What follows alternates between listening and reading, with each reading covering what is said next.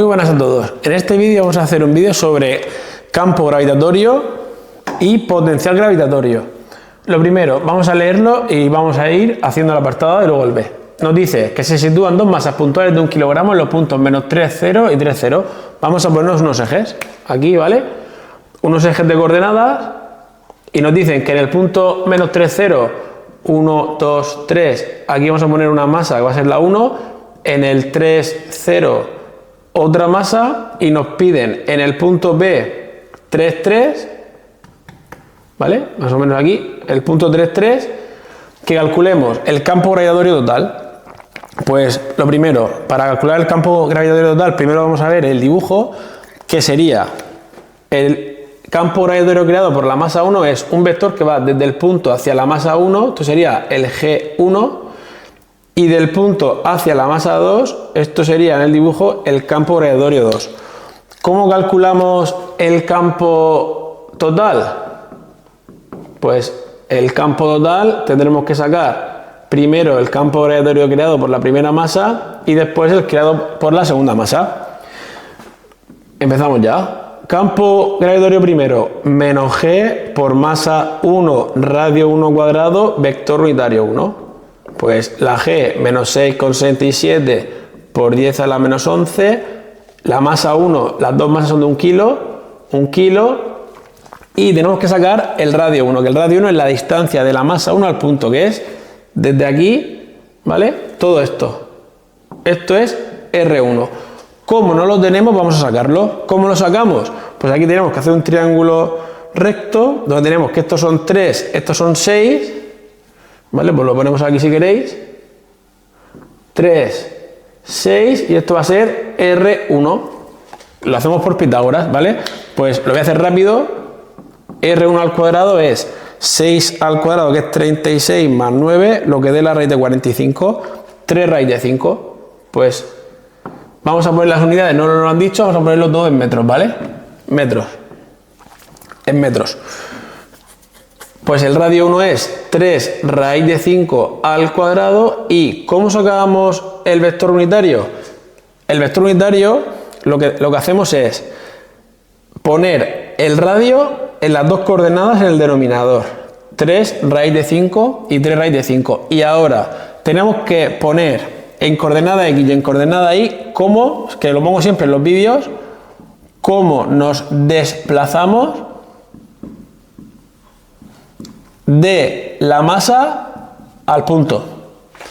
Pues de la masa M al 1 al punto B nos movemos 1, 2, 3, 4, 5 y 6, ¿vale? 1, 2, 3, 4, 5, 6 a la derecha, 6 en el eje X positivo, 3 hacia arriba en el eje Y, 3.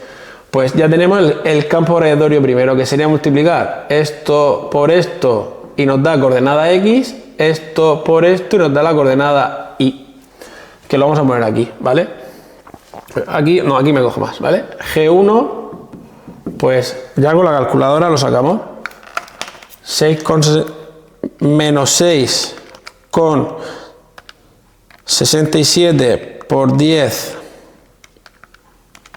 a la menos 11 entre 3 raíz de 5 al cuadrado, ¿vale? El 1 lo pongo, por 6 partido 3 raíz de 5 y nos da menos 1,326 por 10 a la menos 12 y luego todo esto por esto J, que sería menos 6,63 por 10 a la menos 13 J Newton kilogramo. Y ya tenemos aquí el campo gravitatorio creado por la primera masa. Vamos a hacer lo mismo con la segunda. Voy a ir un poco más rápido ahora. Menos G masa 2, radio 2 cuadrado, vector unitario 2.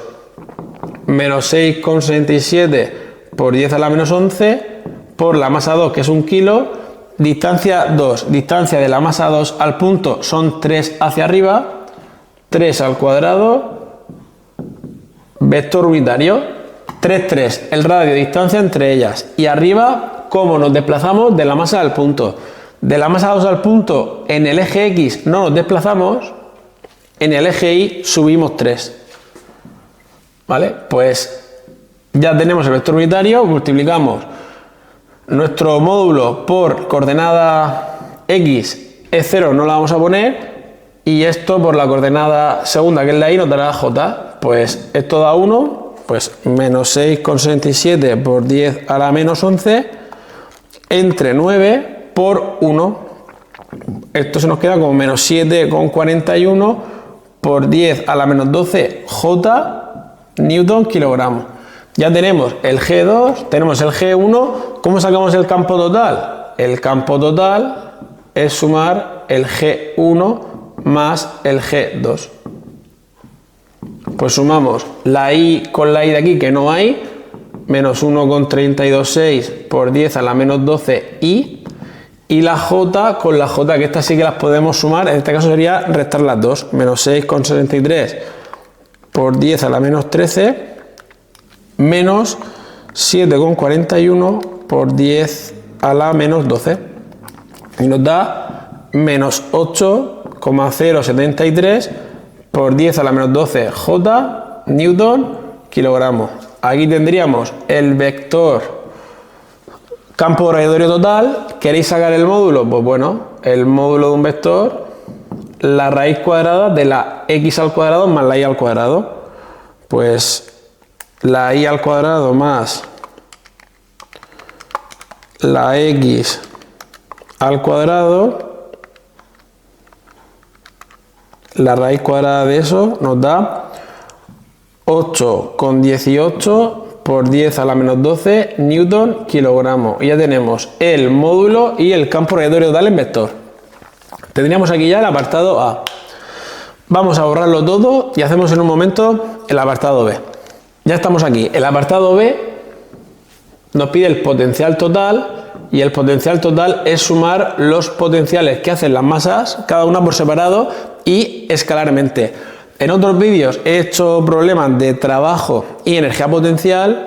El potencial, que es la V, también es un escalar, no hay que hacer vectores. Pues la fórmula del potencial es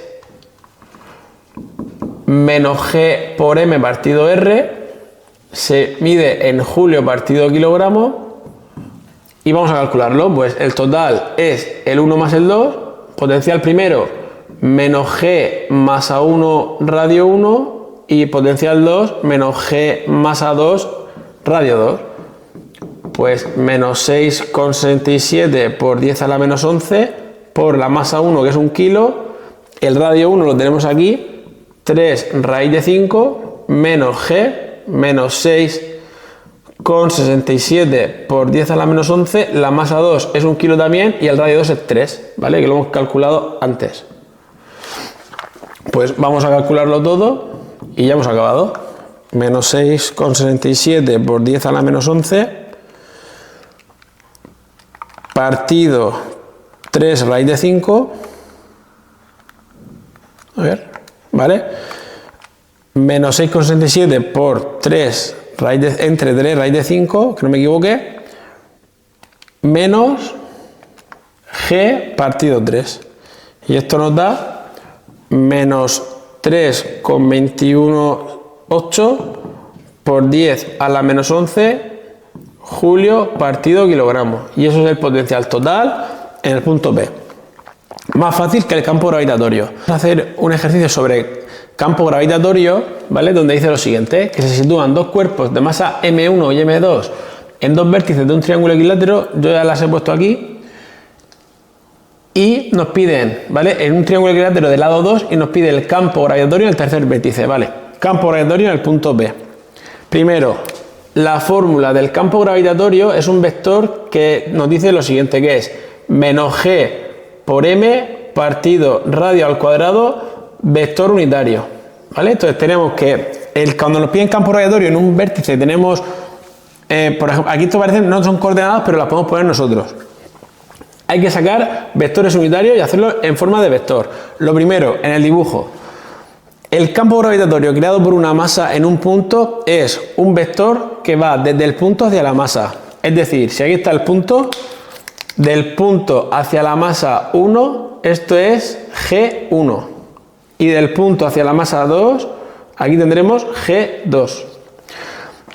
Primero, sabemos que es un triángulo equilátero de lado 2. Antes de empezar a hacer cosas, vamos a calcular esta distancia, ¿vale? Porque nos va a hacer falta. Esto es 1 porque en un equilátero la altura cae justamente en la mitad. Y vamos a hacer, mediante Pitágoras, vamos a sacar cuánto vale este cateto, que se nos quedaría como, ¿vale? Un cateto al cuadrado más el otro al cuadrado es la hipotenusa al cuadrado. Pues 4, paso restando 1, da 3, la raíz de 3. Ya tenemos aquí cuánto vale la altura del triángulo, que es raíz de 3. Nos va a servir para sacar el vector unitario. Primero, venga, el campo, apartado A. El campo gravitatorio total es la suma de los campos gravitatorios que hacen las diferentes masas por separado. Vamos a sacar el campo gravitatorio 1. Pues nos ponemos la fórmula que sería menos G por la masa 1, distancia 1 al cuadrado, vector unitario 1. Pues la G nos la deberían de dar, yo aquí no la he puesto, pero siempre vale menos 6,67 por 10 a la menos 11. La masa 1 nos han dicho que eran 2 kilos, 2 partido el radio 1, pues el radio 1 es la distancia de la masa 1 al punto, pues 2, ¿vale? 2 al cuadrado y aquí tenemos el vector unitario. El vector unitario se puede sacar de muchas formas. Para mí la más cómoda es, me pongo dos fracciones, pongo debajo el radio, este mismo número puesto aquí, y aquí vamos a poner cómo nos desplazamos de la masa al punto, ¿vale? Yo me voy a la masa, aquí, y de la masa al punto, ¿cómo me desplazo en X y en Y? Pues para ir de M1 al punto P, me muevo 1 hacia la derecha, ese 1 lo vamos a poner aquí, y hacia arriba, raíz de 3, pues raíz de 3 hacia arriba. Eso es la mejor forma de sacar el vector unitario. Lo repito, arriba en los numeradores ponemos cómo nos desplazamos de la masa al punto, estamos de la masa 1 al punto P, de la masa 1 a P nos movemos en la derecha 1 hacia arriba, raíz de 3, eje X, eje Y, las dos coordenadas divididas de el radio, porque un vector unitario, eso es de matemáticas, las coordenadas se dividen entre sus módulos, ¿vale? Así tendríamos ya G1. ¿Cómo lo terminamos de sacar? Pues aquí lo que vamos a hacer es calcular todo esto, lo multiplicamos por un medio y sería coordenada X, todo esto por raíz de 3 entre 2 nos daría J, ¿vale? Pues vamos a ponerlo aquí. Vamos a sacar la calculadora y lo calculamos. Pues menos 6,67 por 10 a la menos 11 por 2 entre 4 es pues entre 2 por un medio nos daría menos 1,67 por 10 a la menos 11 y, ¿vale? Y significa coordenada X y luego lo mismo menos 2,9 por 10 a la menos 11 J Newton kilogramos. Y ya hemos sacado nuestro primer campo gravitatorio, ¿vale? Repetimos, G por M partido radio al cuadrado con el signo menos, vector unitario, fracción, el mismo radio y cómo nos desplazamos de la masa al punto, ¿vale? Vamos a calcular de igual forma G2, que sería menos G por masa 2, radio 2 al cuadrado, vector unitario 2. Pues menos 6,67 por 10 a la menos 11, la masa 2 es 4 ahora, partido radio 2 de la masa 2 al punto, vuelven a haber 2 al cuadrado por, ¿cómo calculamos el vector unitario? El radio otra vez puesto ahí 2, y ahora, ¿cómo nos desplazamos de la masa 2 al punto? De la masa 2 al punto, ahora vamos 1 para la izquierda, que será menos 1, y raíz de 3 hacia arriba. ¿Vale? Ya tenemos el G2. ¿Qué vamos a hacer? Lo mismo, multiplicamos esto por menos 1/2 y esto por raíz de 3 entre 2. Pues aquí se nos van los 4, se nos quedaría la G menos 6,67 por 10 a la menos 11 por menos 1/2 nos da 3,33 por 10 a la menos 11 y, ¿vale? Si queréis podemos poner aquí vectores.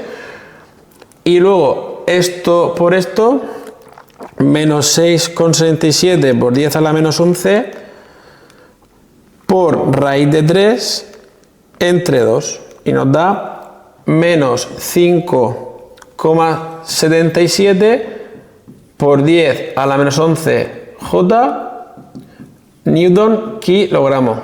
Ya tenemos los dos campos gravitatorios calculados. ¿Qué hay que hacer? Sumar. Pues el campo total lo vamos a calcular sumando la coordenada X de un vector con la del otro, que sería la Y con la Y, pues 3,33 por 10 a la menos 11 menos 1,67 nos da 1,67 por 10 a la menos 11 y positivo, y en J, coordenadas Y, menos 2,9 por 10 a la menos 11 menos 5,77 nos da menos 8,67 por 10 a la menos 11 J.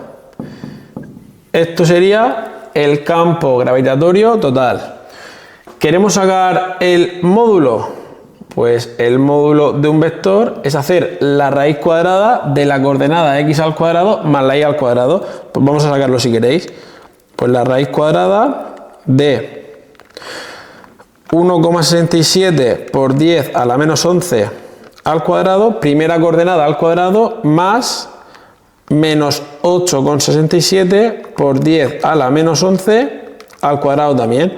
Pues nos da un módulo de 8,83 por 10 a la menos 11 Newton partido kilogramo. Y aquí tendríamos el campo total en vector y en módulo. Con esto ya tendríamos el apartado A. ¿Vale? Lo que hemos hecho ha sido calcular primero el campo 1 y el campo 2. Si hubieran más masas, calcularíamos más campos gravitatorios, uno detrás de otro, y los sumamos coordenadas con coordenadas, las X con las X, las Y con las Y. Aquí tenéis ya el apartado A. Voy a borrar el apartado A para hacer el apartado B. El apartado B nos pide la energía potencial de un cuerpo de masa M3, 5 gramos, situado en el punto B. Vamos a colocar ahora aquí una masa 3 y queremos trasladarla desde el punto B hasta el infinito. Pues tenemos el trabajo es igual a menos variación de energía potencial menos energía potencial final menos energía potencial inicial. En el infinito, ¿vale? Que sería la final, y la inicial es la que tenemos nosotros, que sería en el punto B. En el infinito la energía potencial es 0. Pues se nos quedaría menos por menos más, energía potencial total en el punto B. Vamos a calcularla.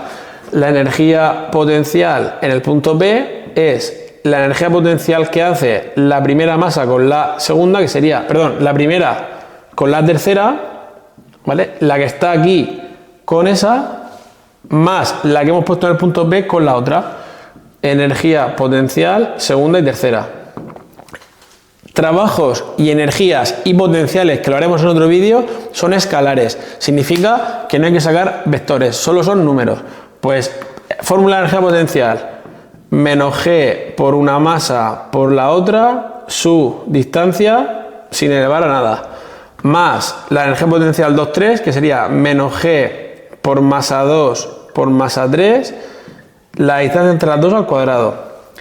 Y aquí pues ya tenemos todos los datos para sustituirlos. Yo voy a sacar factor común pues para que me ocupe menos. Me voy a sacar una G, una M1, una G, perdón, G y M3, G y M3, se me queda, y un menos, venga, un menos también, menos G por masa 3, y tendría la masa 1 entre el radio 1,3 más, porque he sacado el menos factor común, la masa 2 partido el radio entre la 2 y la 3.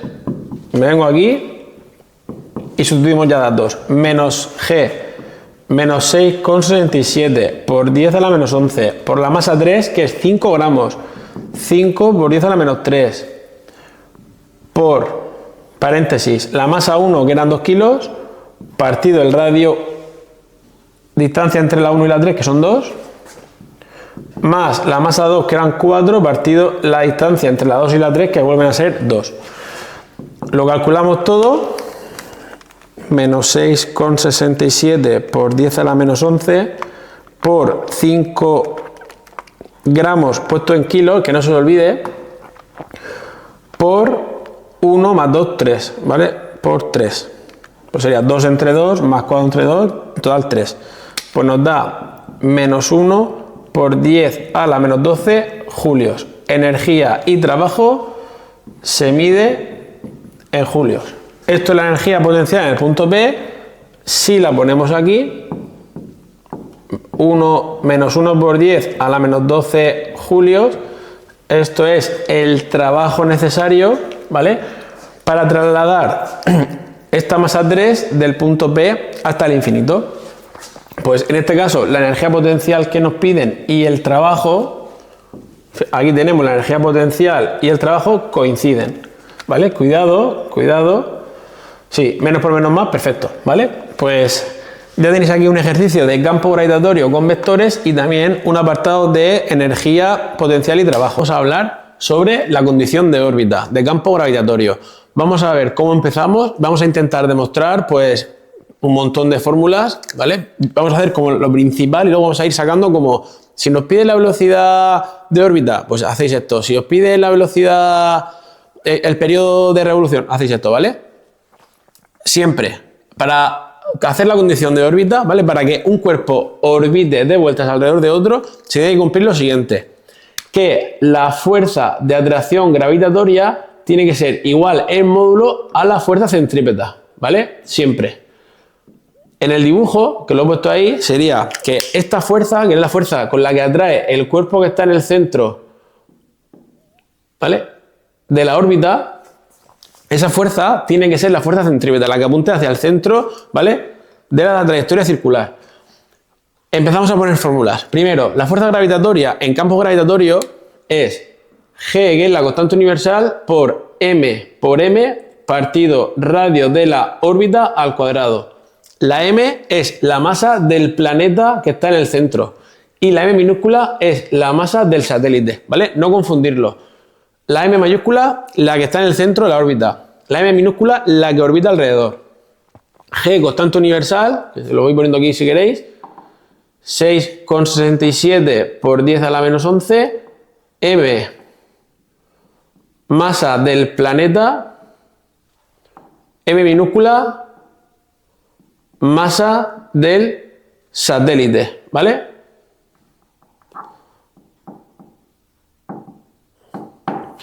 Radio de órbita. Cuidado con el radio de órbita, porque el radio de órbita sería todo esto, ¿vale?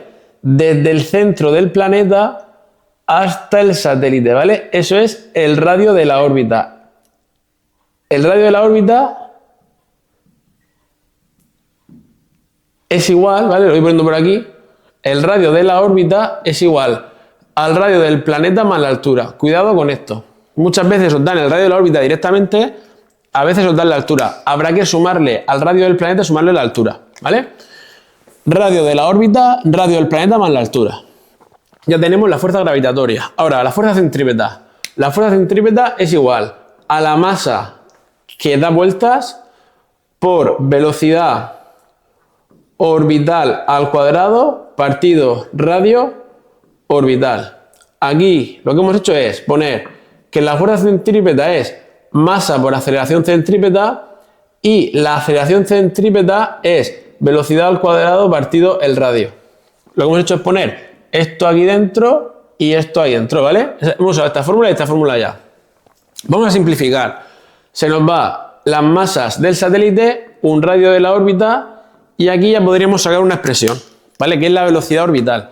Se nos queda, como está al cuadrado, la raíz cuadrada de G por m partido radio orbital, eso es la velocidad orbital. Si os piden calcular la velocidad orbital, tendréis que demostrar esto y acabar aquí, ¿vale? Pero vamos a seguir bastante más. Ya tenemos una demostración, ¿vale? ¿Cómo demostramos la fórmula de la velocidad orbital? Pues así. Seguimos. Si ahora cogemos y en la velocidad orbital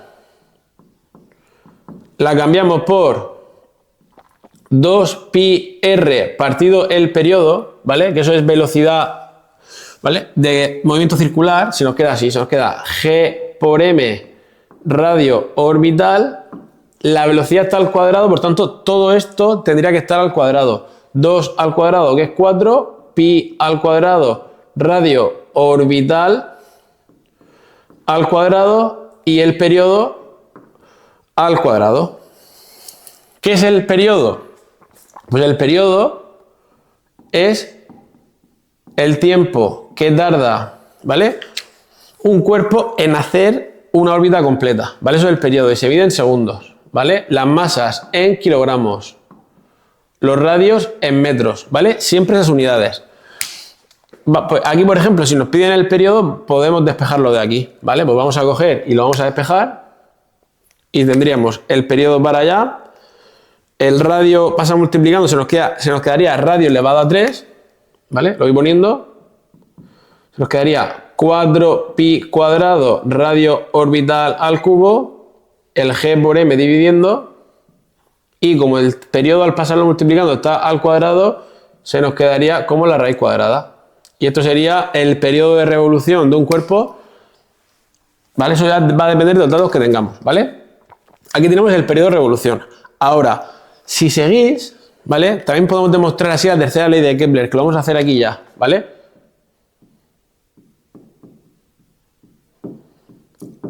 La tercera ley de Kepler, ¿vale?, que yo aquí solamente os lo voy a demostrar, tenéis un vídeo donde hablamos de las tres leyes de Kepler, dice que si pongo el periodo al cuadrado aquí, el radio lo paso dividiendo y se nos queda tal que así, periodo al cuadrado, radio orbital al cubo, 4pi cuadrado entre g por m, que lo paso dividiendo.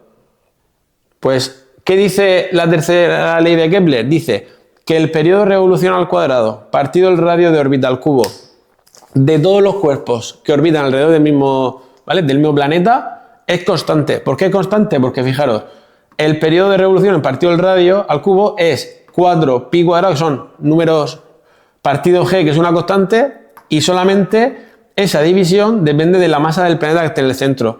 Por tanto, todos los cuerpos que orbitan alrededor del mismo, ¿vale?, tienen constante que su periodo al cuadrado partido el radio al cubo vale siempre lo mismo, ¿vale? Entonces, nosotros lo que hacemos muchas veces en la tercera ley de Kepler es poner así: T1 cuadrado radio 1 al cubo, T2 al cuadrado radio 2 al cubo. Esto podemos ponerlo así, porque si esto es constante, tenemos varios cuerpos, pues ponemos aquí el periodo del primero, el radio del primero, radio órbita, periodo del segundo y radio del segundo, ¿vale? Pues aquí hemos demostrado velocidad orbital, el periodo, la tercera ley de Kepler. Voy a borrar, ¿vale? Me vengo aquí, ¿vale? Voy a borrar todo esto y vamos a intentar sacar con la velocidad, dependiendo de la velocidad angular, pero lo básico es esto, ¿vale?, que tenéis aquí. Borro y vamos a hacer pues algún cambio más, ¿vale?, para que tengáis como más opciones. Vale, ya está, seguimos. Si en vez de coger y sustituir la velocidad orbital por 2πr partido el periodo, sustituís la velocidad orbital por velocidad, ¿vale?, W es velocidad angular, velocidad angular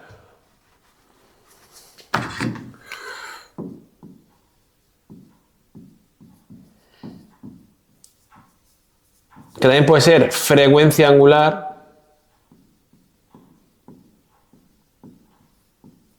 que se mide en radianes por segundo, ¿vale? Y el radio sigue siendo el radio de órbita. Lo sustituimos y se nos va quedando así: g por m radio órbita, todo esto al cuadrado, velocidad angular al cuadrado por radio orbital al cuadrado. Podemos pasar dividiendo, se nos quedaría que g por m radio orbital al cubo velocidad angular como está al cuadrado, pues hacemos la raíz cuadrada. Y esto sería la velocidad angular en función del radio de órbita, ¿vale? Por ir cambiando alguna cosa. También podríamos poner, por ejemplo, aquí, la frecuencia. Si nos piden la frecuencia, usando esta, velocidad angular es 2pi por frecuencia, pues vamos a cambiar esta velocidad angular por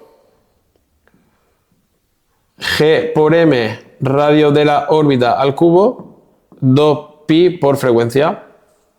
Pues pasamos el 2pi dividiendo, se nos quedaría así, 1 partido 2pi, g por m radio orbital al cubo sería la frecuencia, ¿vale? Aquí estamos sacando, ¿vale?, la frecuencia f, se mide en hercios, que son las vueltas que da por segundo, ¿vale? Entonces, las principales son las que hemos hecho antes, la velocidad orbital, el periodo, demostrar la tercera ley de Kepler y usarla. Y aquí estamos haciendo, pues, para que veáis que a partir de esta igualdad se pueden sacar varias cosas. Pues esto yo lo he visto en algún examen, que os pide la velocidad angular o frecuencia angular. Os he sacado también la frecuencia, pero vamos, lo que viene siendo casi todo lo que piden lo tenéis aquí, ¿vale? Espero que os haya servido y a continuación vamos a hacer algún ejercicio sobre esto, ¿vale? Vale, aquí tenemos ya un ejercicio que nos dice que tenemos un satélite que se encuentra a 705 kilómetros de la superficie de la Tierra, describiendo una órbita circular. Perfecto. Y nos pide la velocidad orbital.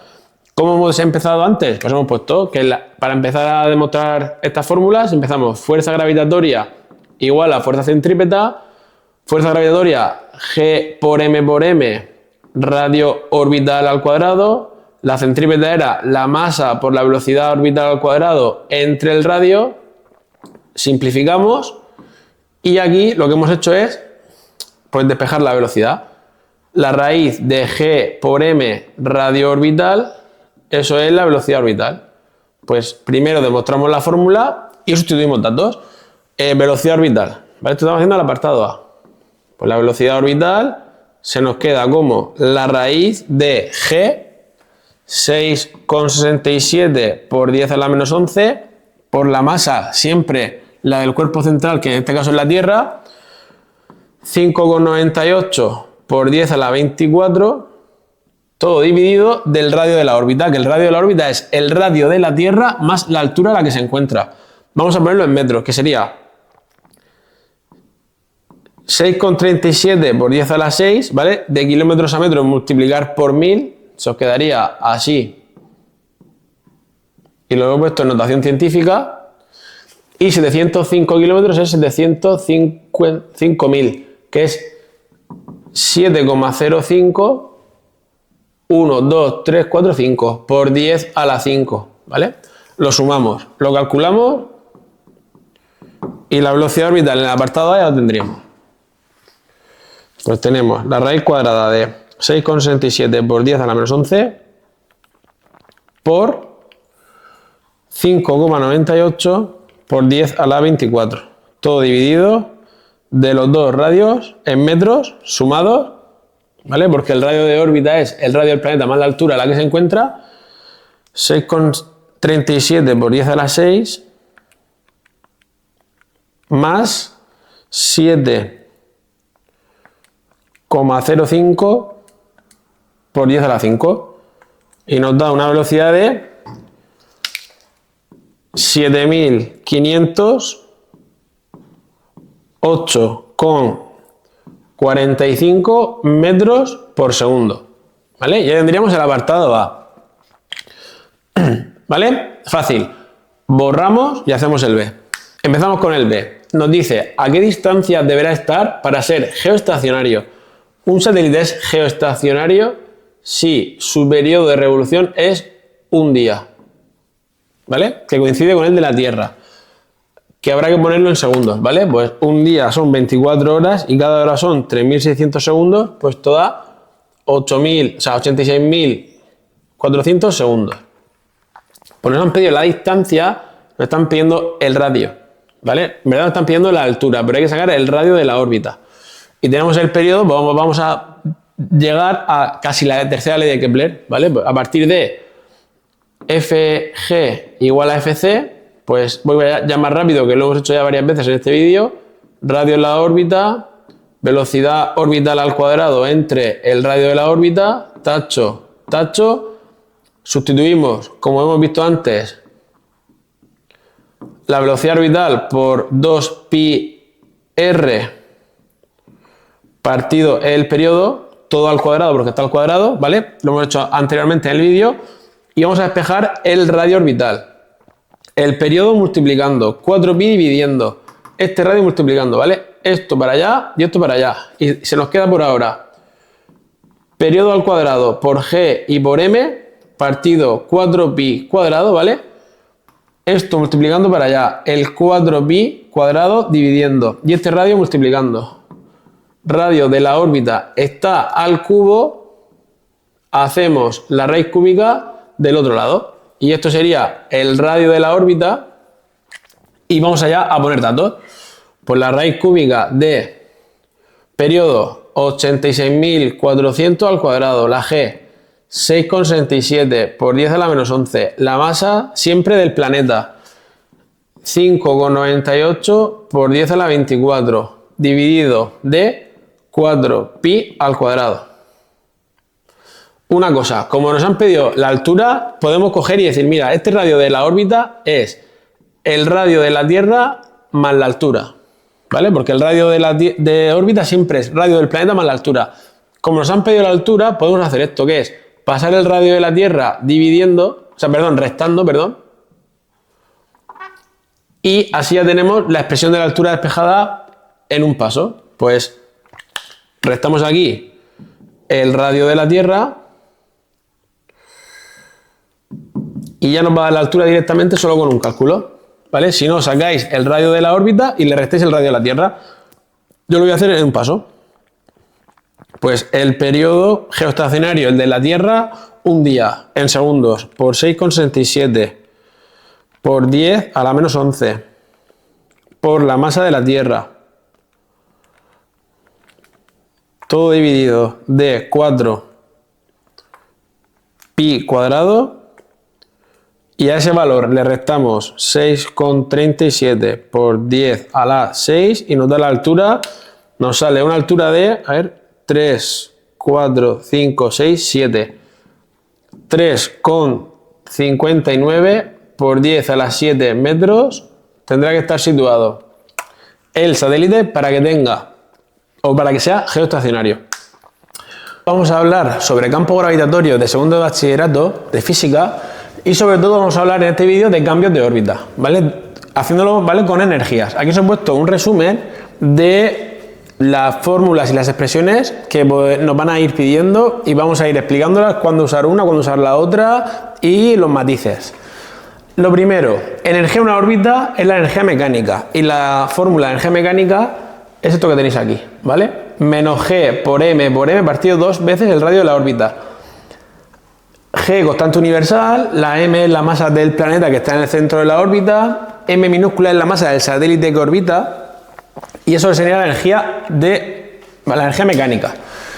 Luego, la energía mecánica también la podemos, ¿vale?, separar en cinética más potencial. La energía cinética es igual a un medio de la masa minúscula, que es la masa del satélite que orbita, por la velocidad orbital, velocidad con la que da vueltas, ¿vale?, al cuadrado. Y la energía potencial es menos G por M partido radio de la órbita, ¿vale? Si la sumamos, al final nos da eso, ¿vale? Más expresiones, perdón, que tenemos por aquí. Pues aquí os he puesto, si os piden calcular la energía necesaria para un cambio de órbita, ¿vale?, que sería el trabajo. ¿Cómo lo vamos a calcular? Lo vamos a calcular con la variación de la energía mecánica. Pues ¿qué he puesto? Energía mecánica final menos la inicial. Hemos puesto esta fórmula 2 veces, ¿vale? Energía mecánica 2 final, cambiando el radio por radio final, menos la energía mecánica inicial. ¿Y qué he hecho aquí? Pues he sacado factor común, GMM entre 2, y menos por menos se quedaría más, pues he puesto 1 partido R1 menos 1 partido R2, ¿vale? Le he dado la vuelta para que se me quede delante el positivo y detrás el negativo. Si tenemos los dos radios orbitales, que el radio orbital recordamos que es radio de la Tierra más altura, Llevar cuidado porque estos radios a lo mejor es ¿qué energía necesito para pasar de la superficie del planeta a donde queráis, ¿vale? A una órbita, a una altura de lo que sea? Pues cuidado con los radios, ¿vale? Llevar mucho cuidado. Eso por un lado. Luego aquí os he puesto dos velocidades, ¿vale? Para que llevéis mucho cuidado, ¿vale? Velocidad para alcanzar una altura y velocidad para orbitar. No es lo mismo que tú quieras llegar a un punto y caer, o orbitar es llegar a un punto y justamente en esa órbita quedarte dando vueltas. No es lo mismo, ¿vale? Hemos puesto aquí energía potencial 1 más energía cinética 1 y aquí solamente energía potencial 2. ¿Por qué? Porque la cinética 2 es 0 porque tú no quieres que se mueva en esa órbita, sino quieres que llegue. ¿Qué velocidad? Pues será sacar esta V, ¿vale? El radio 1 sería la órbita inicial, el radio 2 la órbita final. Aquí la única diferencia está aquí, ¿vale? Que aquí sí que tenemos energía potencial 1, energía cinética 1. Esto será lo que nos están pidiendo. Energía potencial 2, energía cinética 2 sí que hay, porque como queremos que orbite, tiene que estar orbitando con una velocidad, ¿vale? Eso es la diferencia entre que solo nos pidan alcanzar una altura o solo nos pidan orbitar, ¿vale? Esto es más fácil, eso también. Aquí tenéis que llevar mucho cuidado, ¿vale? Sobre todo, ¿vale? Aquí cuando sean entre órbitas, esta expresión nos valdrá. Cuando, por ejemplo, sea entre el radio de la Tierra y una órbita, habrá que llevar mucho cuidado con esta energía mecánica, ¿vale? ¿Por qué? Porque cuando un objeto se encuentra en la superficie de la Tierra, no se está moviendo, por tanto, se considera que esta energía mecánica, ¿vale?, es solo la potencial. Habrá que llevar mucho cuidado, lo voy a poner aquí, ¿vale? Os lo estoy escribiendo aquí, ¿vale? Este trabajo que está puesto aquí en azul es el trabajo necesario o energía necesaria para pasar de la Tierra a una órbita, ¿vale? Os lo escribo aquí si queréis. Energía necesaria, ¿vale? O para poner un satélite en órbita, ¿vale? Vale, voy a poner para poner en órbita, que así lo tenéis más claro, ¿vale?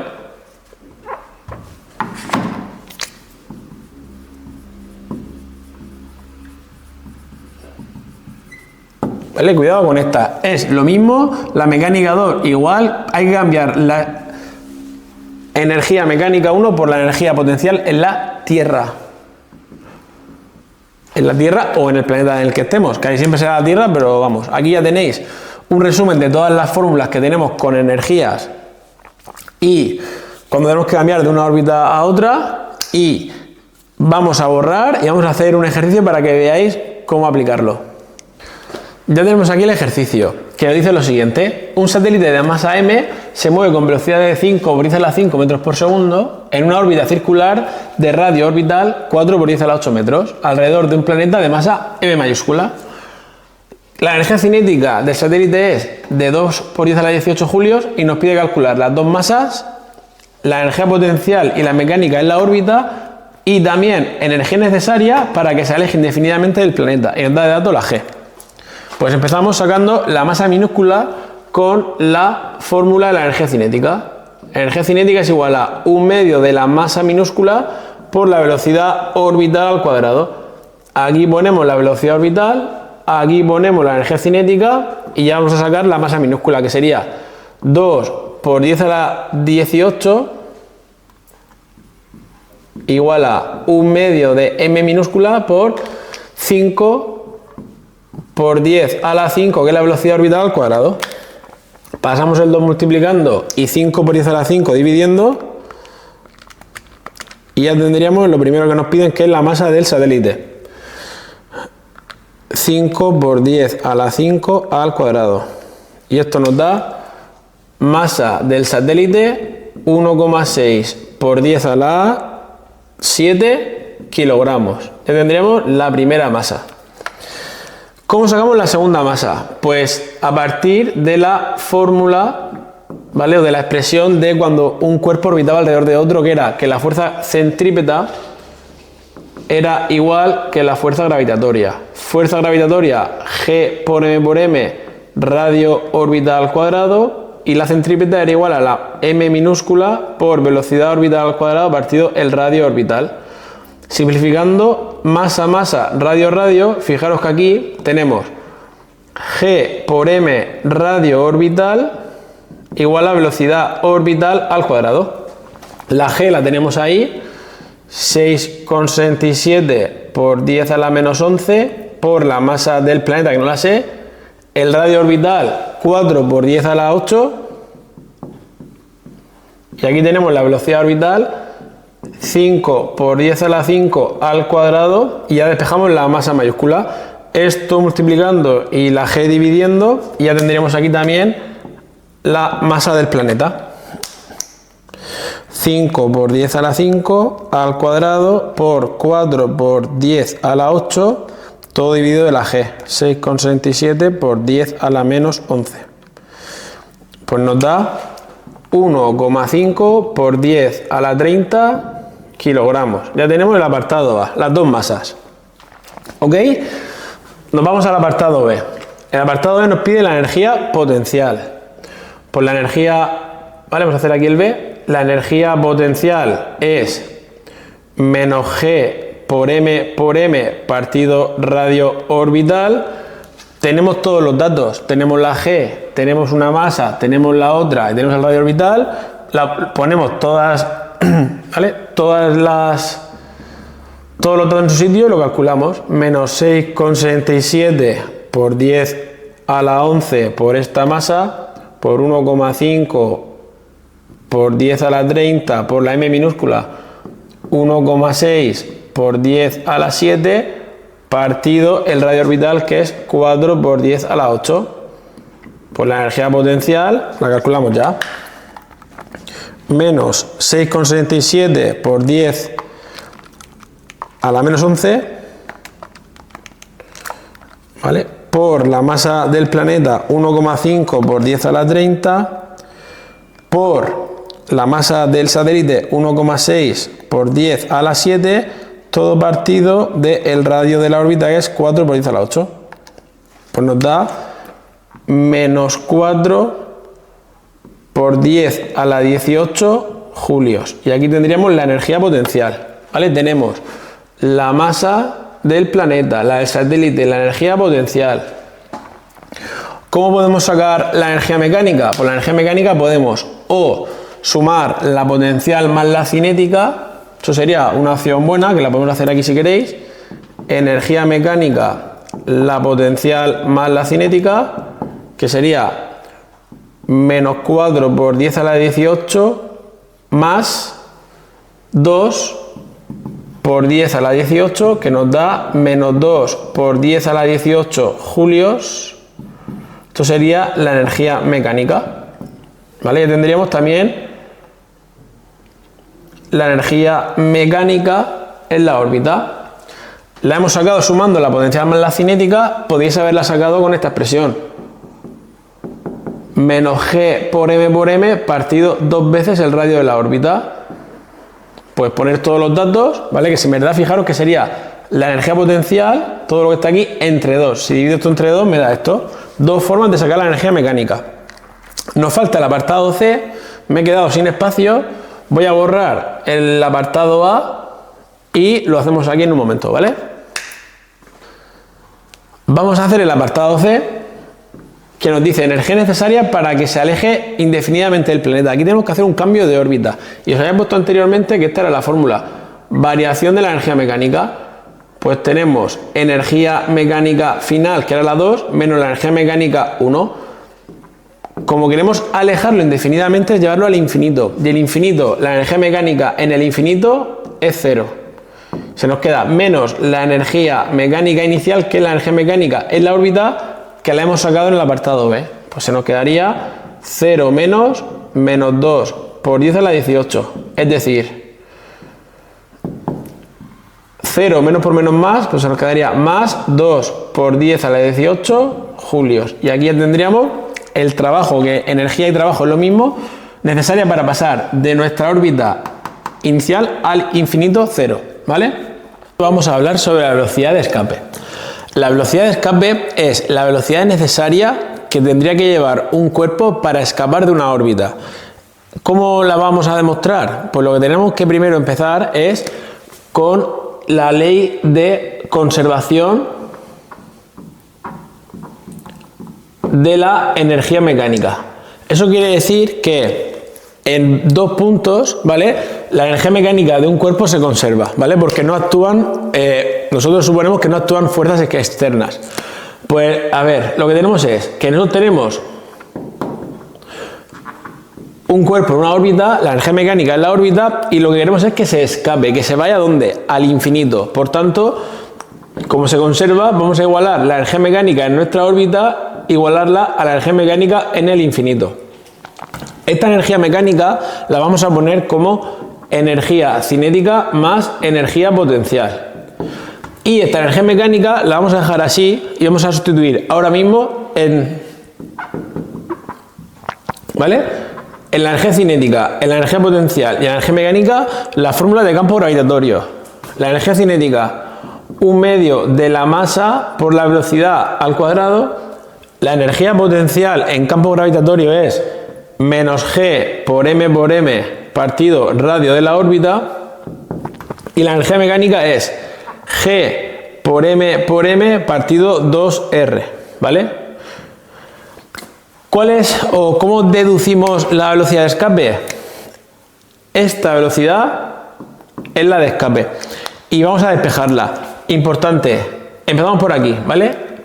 El radio, la distancia que hay al infinito, ¿vale? Siempre es infinito, y cuando dividimos un número entre infinito, esto da 0, ¿vale? Muchas veces muchos profesores empiezan, o vosotros habéis empezado directamente así, ¿vale? La energía mecánica igual a 0 para deducir la velocidad de escape, que sepáis que es porque la energía mecánica en el infinito es 0, ¿vale? Empezamos a partir de aquí o a partir de aquí, que en verdad llegamos a lo mismo. Vamos a despejar la velocidad de escape de aquí. Pasamos la energía potencial sumando, ¿vale? Continúo aquí y se nos quedaría 1/2 de la masa velocidad de escape al cuadrado, y pasamos sumando al otro lado g por m radio orbital y despejamos la velocidad de escape. El 2 lo pasamos multiplicando, la m minúscula la pasamos dividiendo y se nos van, y se nos quedaría velocidad de escape al cuadrado 2g por m partido el radio de la órbita. Despejando la velocidad de escape, que es hacer la raíz cuadrada del otro lado, ya tendremos deducida la expresión de la velocidad de escape, ¿vale? Pues aquí la tenéis, que la velocidad de escape se nos queda como raíz de 2 por g por m partido radio de la órbita. Detalles a tener en cuenta. Este radio de la órbita es el radio del planeta más la altura a la que se encuentra mi objeto. La m es la masa del planeta, nunca el satélite, ¿vale? En gravitatorio la m mayúscula es la masa del planeta, el cuerpo que se encuentra en el centro, y luego el que orbita ese cuerpo es, ¿vale? Un satélite así, m minúscula, ¿vale? Pues ya hemos deducido la velocidad de escape.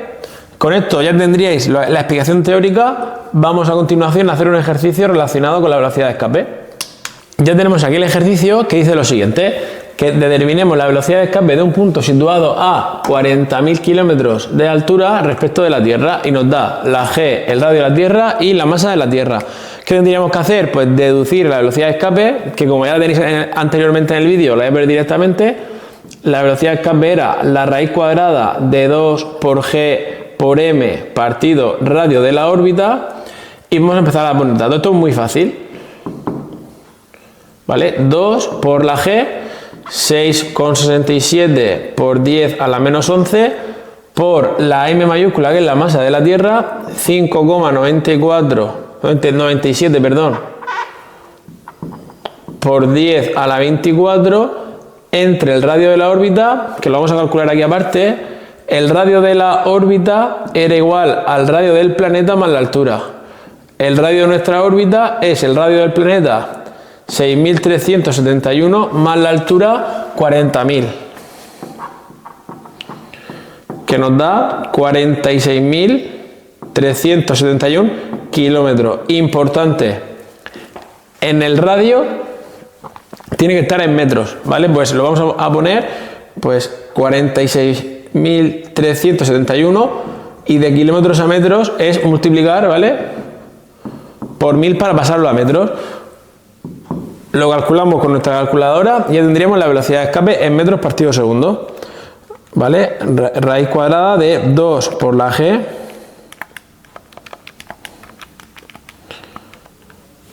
por 5,97 por 10 a la 24